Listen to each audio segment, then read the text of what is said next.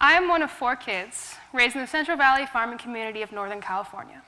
In my family, there are 3 generations of public school teachers and administrators. That's 10 plus people, 4 of whom have been in the business for 30 years or more, one of those being my father. On my mom's side of the family were Dutch immigrants. My Oma was a substitute teacher, and my Opa was a milkman. And my mom, after being a homeschooling mom for 20 years, has been a public school teacher for the past 4. We're very interested in education, but do you see that odd balance? My family is entrenched in the public school system, and yet us 4 kids hardly set foot in one. In reality, we started homeschooling because my oldest brother would have been heavily medicated for ADD or ADHD had he been put in a public school. But with time, it became much more than that. Every year, my mom would plan out our curriculum and lesson plans, and she would give us assignment sheets, something like this. And we would follow those each and every day.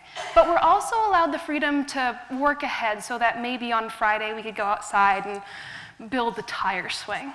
And somehow, independent of the public system, we learned things like independence, time management, social skills. The combination of these factors built and strengthened the minds that graduated at least 2 of us from an Ivy League school thus far. It's incredible, and this opportunity has been amazing for all 4 of us kids. Now, not one of us spent more than 4 years in a traditional setting, and the results? My oldest brother is in med school after graduating from Yale. My second brother graduated from UPenn with honors and works in communication. My sister goes to UPenn and is studying fine arts. And me, I go to Brown University and I study geoscience. Now, this is incredible, and I'm so thankful. Our little home system fostered what we constantly aim for in Brown's open curriculum. Brown's open curriculum is a student-based pursuit of education where we have no general education requirements. We are forced into nothing that isn't part of our declared concentration, but are also encouraged to pursue all of our academic interests. But I was doing this at 10 years old. Our family was constantly pursuing what was personally fascinating, but also important for future success.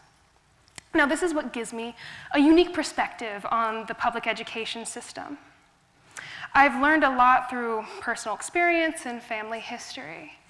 And what I've learned is that there are flaws. There's little creativity, freedom, things that meet the needs of childhood cognition broadly.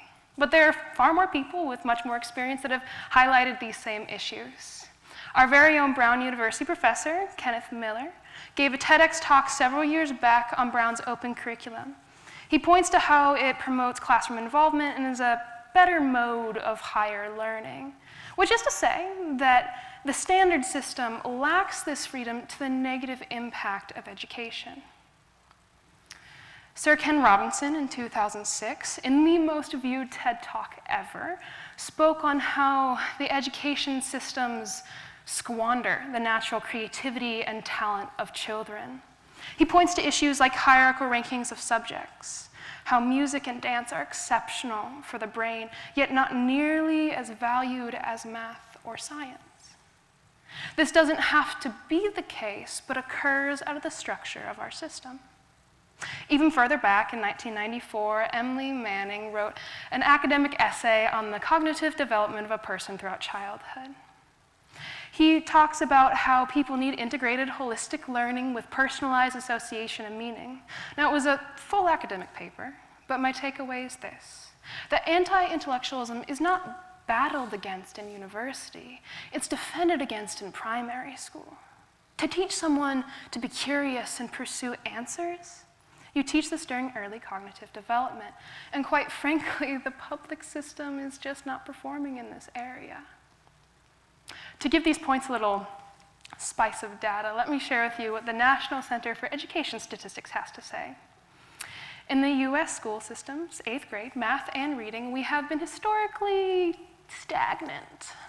Meanwhile, a high school friend, an international student from China, who went to public school in 8th grade, learned calculus concepts.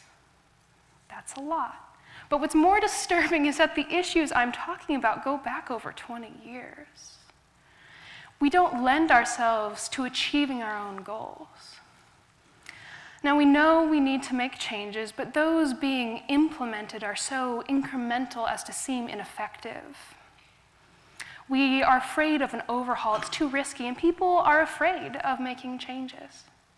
To highlight how intimidated people can be, let me share with you what I read from an academic paper from 1949. Can you imagine what would happen tomorrow morning if the contribution in the public schools in reading, writing, and arithmetic were to cease? We would go back to the dark ages in one generation. Can I throw out a little reminder that the first public school in the United States started in 1790 in Philadelphia and was intended only for the poor? Can I also remind you that Alexander Hamilton wrote the bulk of the Federalist Papers in 1788, intended them for everyday farmers to ratify the US Constitution?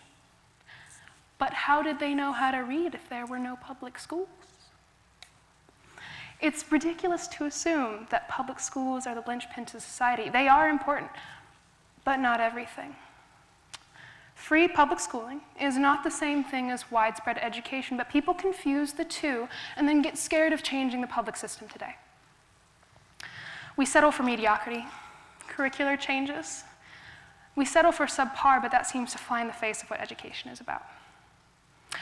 So I've thrown out a lot of ideas about the flaws that we have, but what about solving them? I think that it helps to look at things from a different perspective, and for me, I like to look at them in economic terms. So if you bear with me, the public schools are a government-subsidized business with a compulsory product aimed at a market that doesn't really want to consume it anyway. If the public school systems were an independent private business, they would have failed years ago. But if it were a private business, what would we do to save it? Well, we could throw out all sorts of ideas. What if we made public education non-compulsory? What might happen? Well, we would save money on trying to track down the people that don't want to be there anyway. We would more effectively allocate resources to the families that do choose to go to school. We would decrease class sizes and distractions. But more importantly, the flux in student population would indicate whether or not the consumers of the product thought that our product was a good one. All right, well, what if we made public education not entirely free? Now, I know what you're going to say. It's discriminatory against the poor, and in a way, I agree. But we could have a graduated education tax where families pay a percentage of their income for the purpose of education. I know that there are flaws in that, but my point here is that people tend to value and take care of what they pay for more than what is given to them for free. Okay, so what if we just changed the modality, how we do school? If you look internationally, countries like Japan or Sweden explore other options. They give no homework or extensive playtime. This is similar to my own experiences where we were required to work, but could also go outside and make that tire swing. I also realize that there are flaws in this because we need secure campuses, and to do that so broadly is really difficult. But it is a potential way in which we can improve our product. What if we kind of went go local trend and decentralized control? By giving states, communities autonomy with their schools, they could individualize them to the personal needs of that community. And then if standards aren't met in a time allotment, then we shift funding or administration is removed. While this punishment reward system isn't as pleasant to imagine, it would incentivize the schools, the producers of the product, to produce a good one because there are immediate consequences if they don't. So I know I've thrown out all of these ideas with a business mindset, and I'm fully aware that flaws do not go away overnight. But each one of these ideas is an overhaul. It's high risk, it's high reward, it's a new way of thinking about something. I think it's really important to do that because instead of doing a patchwork job on a leaky pipe, it's removing the system, and it might be a lot of work at one time, but it will run more effectively and for longer afterward. I also realize that there are plenty of people with much more expertise than me that have much better ideas. But my point remains that the incremental it's ineffective. 4 kids of 2 teachers in a blue-collar farming community are succeeding because they made the drastic shift necessary. I'm not any smarter, hardworking, intelligent than anyone in the audience. I was just given what the public system systematically does not provide: the creative license and quality instruction that met my cognitive and emotional needs at 5 and at 14. I was taught to pursue excellence and to not settle. My family is not that special. To be honest, we were just made aware and cared enough to make a change. It's time the public system did the same. Thank you.